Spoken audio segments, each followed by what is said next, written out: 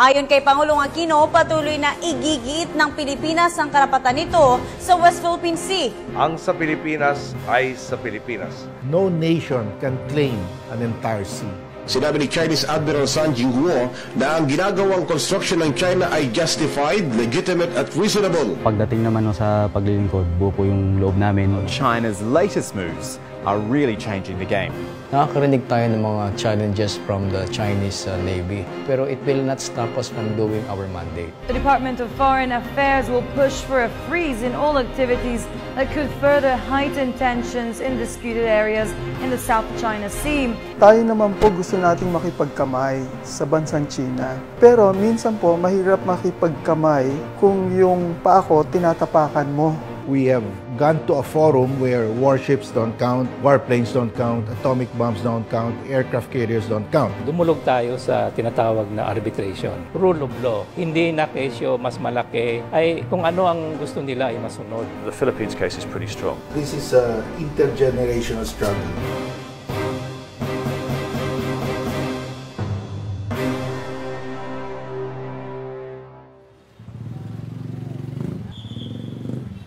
Sabay ito, nandito ka lang pala eh. Hanap ako na hanap sir. Yari ka, tol. Ba't mo naman ginawa yun? Nagagalit sa iyo yung China. Hindi, alam mo, hindi natin kaaway yung mga mamayan ng China. Oh. Sa totoo lang, pinipilit natin ayusin itong problemang ito sa paraan na wasto, payapa, at higit sa lahat, naaayon sa batas. Sa batas? Sa batas. Batas? Oo. Kaya sumama ka sa akin. Tara, doon tayo.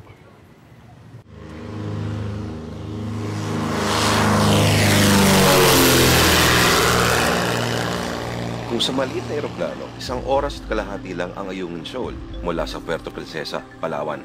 104 nautical miles o wala pang 200 kilometro mula sa Palawan, kagulat-gulat na habang nasa international airspace kami, ay maririnig namin ito sa radyo. This is the Chinese Navy. You are alerting the security of our station. Leave immediately. This is Philippine Navy aircraft transiting over international airspace. We are proceeding along our planned route over. Grabe na talaga ang ginagawa ng China sa West Philippine Sea. Bukod sa pagbabawal sa mga Filipino mangingisda, puspusan na nga rin daw mga tinatayo nila mga struktura. Eto, kitang-kita namin ang katakot-takot na bilang ng mga barko sa Mischief Reef na malapit lang sa Ayungin. At sinigurado ng mga piloto namin na 7,000 feet ang taas namin. Pag bumabaraw kasi kami sa 5,000 o pababa pa, sa ilalim ng rules of engagement, delikado na kami. At sa gabi, sa gitna ng katahimikan ng Pag-asa Island, mula sa katapat na Subi Reef, ay tanaw na tanaw ang mga naglalakihang ilaw. Sinasabi sa mga naitayong struktura ang mga oras daw ay pwede nang makapagpalapag ng malalaki mga eroplano ang China. Malinaw naman na labag sa pandaigdigang batas na gumagabay sa mga teritoryo at karagatan ang ginagawang ito ng China. At alam niyo bang, halos 18 years nang sinusubukan ng Pilipinas na makipag-usap ng maayos. Pero lagi itong tumatanggi. At patuloy lang na ginigit ng China na wala naman daw dapat pag-usapan. Kanila naman daw talaga ang karagatan. Parang ganito lang yan.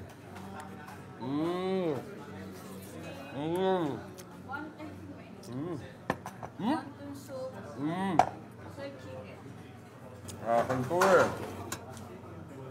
9-line. Tayo naman po gusto nating makipagkamay sa bansang China. At gusto natin talagang sincere na pakikipagkamay. Pero minsan po, mahirap makipagkamay kung yung paa ko tinatapakan mo. Pilit yung ngiti ko kasi ang bigat ng paa mo sa paa ko. Ano po yung paa na yun na nakatapak sa paa ko? Yan po yung tinatawag nating 9-line. Dahil sinasakop niya yung atin. So siguro dapat po, manong kuya, pwede po ba nating itama itong 9-line para naman yung aming karapatan na-exercise din namin. Halos 18 years. Kaya naman, humanap na tayo ng mas mapayapa, mas responsable at mas makatarungang estratehiya. January 2013 natin sinabit ang arbitration. Ano nga ba ang arbitration? Yung arbitration ay kung may isang hindi mapag-unawaan yung dalawang tao o dalawang bansa. Sa halip na idudulog yung kaso na yon sa isang korte, ay dinadala mo sa tinatawag na arbitration. Ang bentahan ng arbitration ay ito, ang mga proseso ay mas mabilis, mas maiksi kaysa sa korte. Hindi judge, kundi yung pinagkasunduan kung sino yung mga tinatawag na arbitrator. At ang dalawang panig ay may kasunduan na kung ano man ang magiging husga o kapasiyahan ng arbitrators, yun ang susundin. So yun ay mas mabilis kaysa sa dumulog sa korte. Now, in the arbitration case, the basic issue we have raised is whether the 9 dash lines of China are valid under international law, whether a country like China can draw lines in the sea and claim the enclosed waters as its own waters, because those waters of China encroach on our exclusive economic zone. Ang abogado natin dyan ay si Paul Reichler at si Larry Martin. And then may mga consultant din tayo, mga profesor at mga magagaling na eksperto. Si Bernie Oxman ng University of Miami at saka si Philip Sands at saka si Alan Boyle na parehong mga taga-London. Noong Marso, nung nakaraang taon, tayo ay nagbigay ng ating tinatawag na mga pruweba. Ang tawag doon ay memorial. Yun po ay 4,000 pahina, 10 volumes ng mga argumento at saka mga pruweba.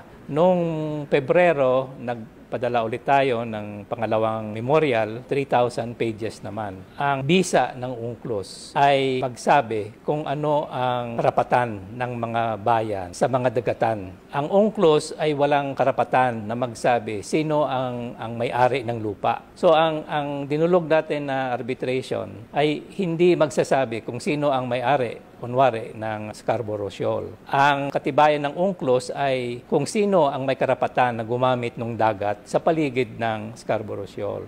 Kaya sabay ito na, yun ang ibig sabihin ng arbitration. Okay, At dalawa hangad natin sa arbitration. Una, ideklarang illegal at wala sa batas ang 9 dash line ng China. Okay, Pangalawa dito, yung maritime entitlements. Yung mga isla doon? Hindi isla, yung mga bato-bato. Okay, yung pala yung ibig sabihin ng arbitration. Akala ko kasi, pag arbitration ay palakihan ng armas, ng tangke. Rather than being forced to accept that might is right, we will instead demonstrate that right is might.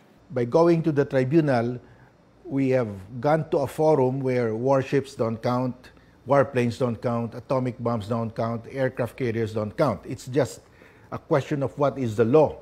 So we have brought the issue, the dispute, to a forum where China and the Philippines are on equal footing, because the only consideration will be the law of the sea. Ano ba yung lot na yan, tsaka yung long na yan, pati yung mga numero na yan? Yan yung tinatawag na coordinates sa Bayton. Akala ko cellphone nila dati yan eh. Wala cellphone dati. Yan yung eksaktong position mo sa mapa. Okay. Pero buti nga ito may coordinates eh. Yung 9 dash line ng China, yung U, walang coordinates yun. Ang labo nun. China keeps on changing. In fact, in 2013, China added a 10th dash on the eastern side of Taiwan. Technically, there are 10 dashes now, but we still call it 9 dash because that's the old description. So the dashes are still growing. China keeps on adding the dashes. So China can add or move because there are no coordinates. Dahil sa pabago-bago at walang coordinates, ang 9 dash line ay labag sa UNCLOS. Ang karapatang pandagat naman ng Pilipinas ay base sa mga eksaktong coordinates. Ito ay tama at naaayon sa pandaigdigang batas. Ba talaga dito to? Ang daming bato, no? Oo. Mahalagang elemento yan ngayon sa ating arbitration. Bakit? Sa ilalim ng UNCLOS, ito daw ang sinasabi na tungkol sa mga bato.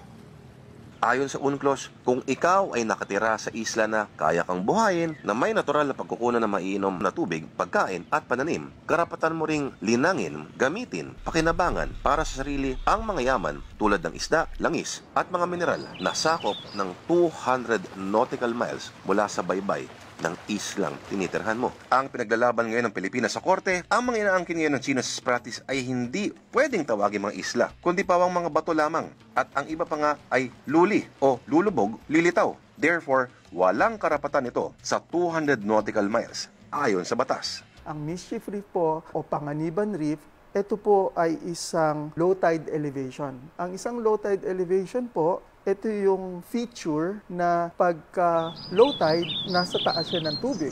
Pero pagka high tide, nawawala po siya. Kumbaga po, sinasabi nila, now you see, now you don't.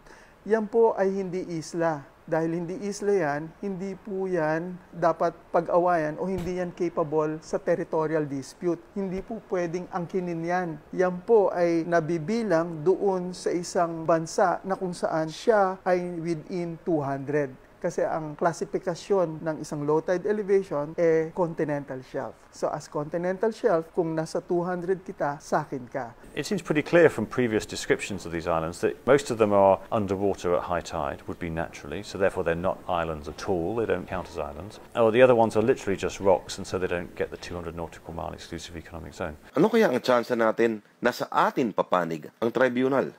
I'm very confident that the tribunal will rule that the 9 dash lines are void, because the basic foundation of the law of the sea is that the high seas belong to mankind, and no nation can claim an entire sea.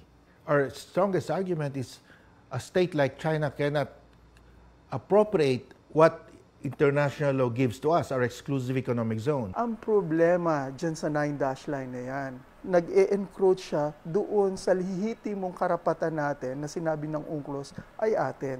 In fact, mga 80% ng ating exclusive economic zone at ng Vietnam at ng Malaysia ay nasasakop nitong 9 dash line. They cannot do that because otherwise you completely disregard the law of the sea, UNCLOS, and there is no more rule of law in the oceans and seas of our planet. Yung pinakamalakas na punto natin ay walang bisa nga yung tinatawag na 9 dash line. Sabi nila, meron silang mga historical rights. Ayun pong historical rights ay hindi batay sa UNCLOS. Wala namang professor of international law na naniniwala sa 9 dash line. Hindi talaga yan makatarungan. Walang basihan yan sa international law. Pumapanig sa atin ngayon na ang Vietnam, ang European Commission, kung batayan lang sa rule of law, dapat manalo tayo dito. Yun nga lang ultimo sa prosesong ito. Ang China, deadma. The Chinese don't really like the idea of putting their destiny into the hands of other people. They don't like the idea that a judge or whoever can come and decide what China should do. And so they don't like the idea that this permanent court of arbitration could, in effect, sort of tell China to limit its claims or, tell it where it could or could not extract fish or oil or something. And so that's why they're not taking part in the case. Hindi natin gustong gumawa ng kaaway ng kahit sino man. Pero karapatan natin na panindigan natin ang ating karapatan. Yan po ay importante sa isang bayan kung kanya pong nirerespeto ang kanyang dignidad. Yan po ang sinasabi natin. Nirerespeto po natin ang dignidad ng China, pero siguro respetuhin din ng bansang China ang dignidad natin. Ang tanong ay, manalo man tayo, susunod ba ang China? Sa international law kasi, walang tinatawag na international policeman. Walang police na magsasabi na sumunod ka. China likes to present itself as a sort of good neighbor, a responsible member of the international community. So to go directly against something that an international court has ruled would seem to go against the whole idea of China being a responsible member of the international community. So I would have thought that it would have an effect. I don't think it's going to make them dig up their bases and leave the South China Sea, and there's no way at all they're going to do that. But it might be a kind of reason for them to kind of stop expanding their claims. They would recognize that there were sort of limits to their ambitions in the South China Sea. Sa kasaysayan, ano-ano nga ba ang mga naresolba na sa ilalim nito? Ayon kay Paul Reichler, ang dalawbasang international lawyer na isa sa mga kumakatawan sa Pilipinas sa kasong ito, 95% daw ng mga desisyon sa international courts ay sinusunod ng mga nakatulang bansa. Gaya na lang ng nangyayari sa kaso ng Nicaragua versus US. There was a case, Nicaragua versus the United States. Nicaragua sued the US for violating its territorial integrity. The US mined the harbors of Nicaragua and supplied arms to the Contras. The tribunal later on, the ICJ later on, awarded about $30 million to Nicaragua for indemnity. In the end, there was compliance. China, I think in the end, will just have to follow because the world will be against China if there is a ruling declaring the 9 dash lines void. Sa totoo lang araw, inaasahan na sa arbitration, hindi lang Pilipinas ang makinabang, kundi ang buong rehiyon. Gawang ang West Philippine Sea naman ay pandaigdigang agusan. Inaasahan na rin na ang Pandaigdigang Tribunal ay papanig at kikilalanin ang karapatan ng Pilipinas. We will err on the right side by adhering to what is provided by law. Yan ang pinakamalakas na weapon natin. We might be a small country, but if the world opinion is on us, we will still be the winner, ika nga. We will be the winner. Kaya nga po ang ating Pangulo nagsalita noon, what is ours is ours. Ang ibig pong sabihin noon, kukunin lang po natin kung ano ang naaayon sa atin. Walang kulang, walang labis. Hindi po tayo aangkin ng hindi naman sa atin. Sino naman po ang magsasabi kung ano ang atin at ano ang hindi atin? Yan po ay naaayon sa batas. Ang sa Pilipinas ay sa Pilipinas.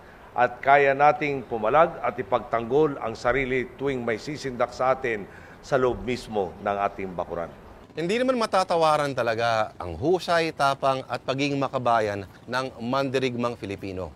Meron tayong mahabang kasaysayan na magpapakita niyan. Kinakain na ng kalawang sa gitna ng kawalan. Ang Sierra Madre ay nagsisilbing outpost natin sa Ayungin Shoal. May nagsasabi nga na kung naghahanap ka ng simbolo ng buong tapang na pagbabantay at pagtatanggol ng sundalong Pinoy sa kanyang bayan, malamang ito yon. Gutay-gutay na, lumalaban pa rin. Sa Ayungin, ang Sierra Madre na lang ang nagsisilbing hadlang sa ganap na pagsakop ng China sa lugar.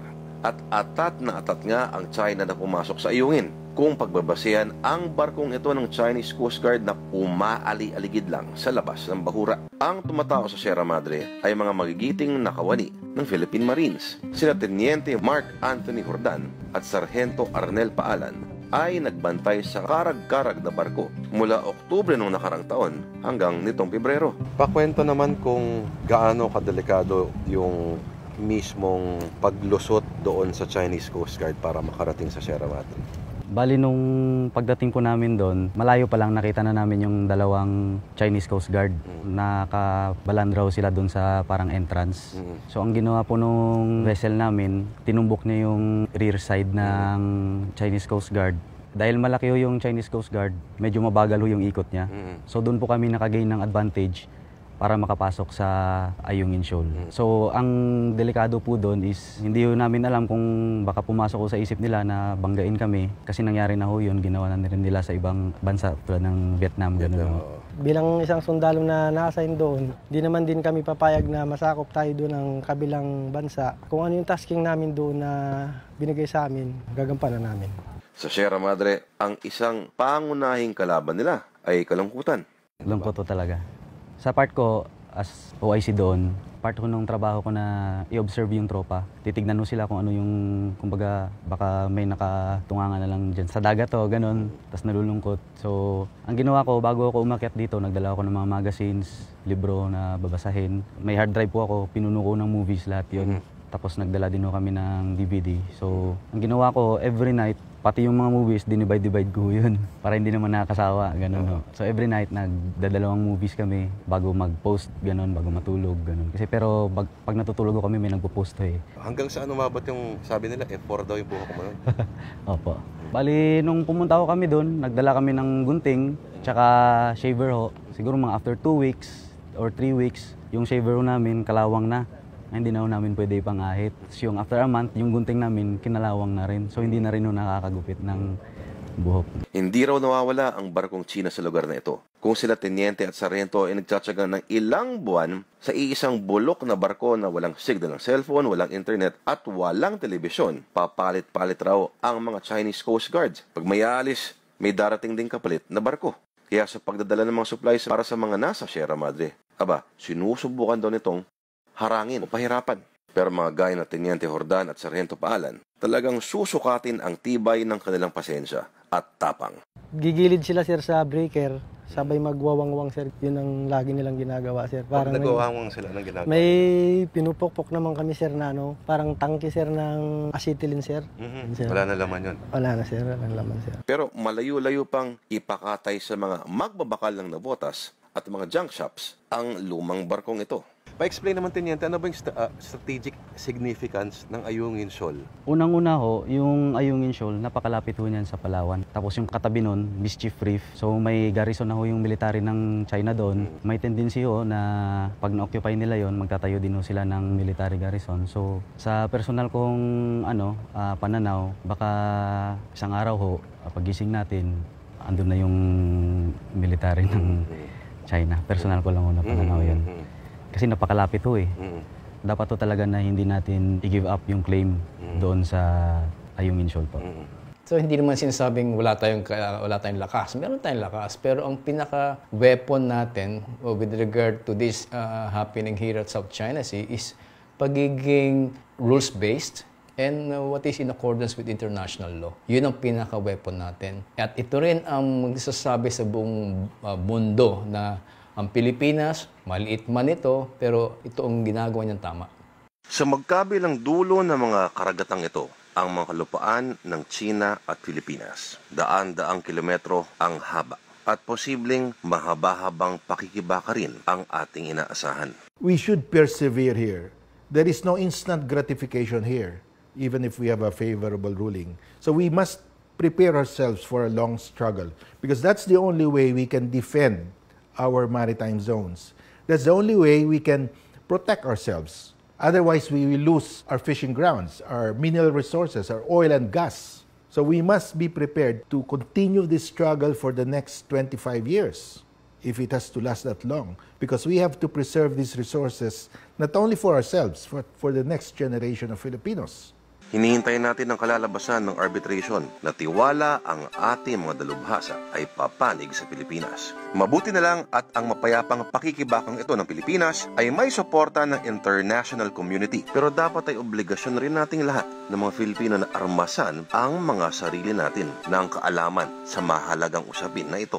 Mula sa pinakamataas opisyal sa gobyerno hanggang sa mga pinakamayamang negosyante, hanggang sa pinakaordinaryong mamamayan, bata, matanda, sundalo, mangingisda, mag-aararo, mag-aaral, magbasa tungkol sa issue, mag-usapan, magtanong. Kami ay kampante na kung alam nyo na tama ang ginagawa ng gobyerno natin, ang ginagawa na pagdulog sa arbitration ay para sa bayan, para sa mga mangingisda natin, para sa seguridad natin. At nawa, kung naintindihan nyo rin, ay tulungan nyo ang gobyerno na ipabatid sa iba pa kung anong ang pinaglalaban natin. Walang masama sa pag-alab ng damdamin, pero huwag mabulag sa galit. Kapag nagpasya ang tribunal na itaguyod ang karapatang pandagat ng Pilipinas, walang karapatan ang China na manghimasok at angkinin ito.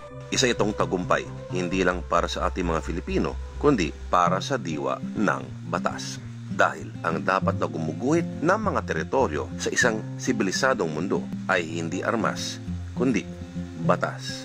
Mga tol, hindi lang ito laban ng ilang mga magigiting na sundalo. Pagdating sa usapin ng pagtatanggol, ang labang ito, ako, ikaw, tayong lahat, mga mare, mga pare, dapat tayong lahat ang Sierra Madre. Ako po si Lord Vera. Mabuhay ang kalayaan.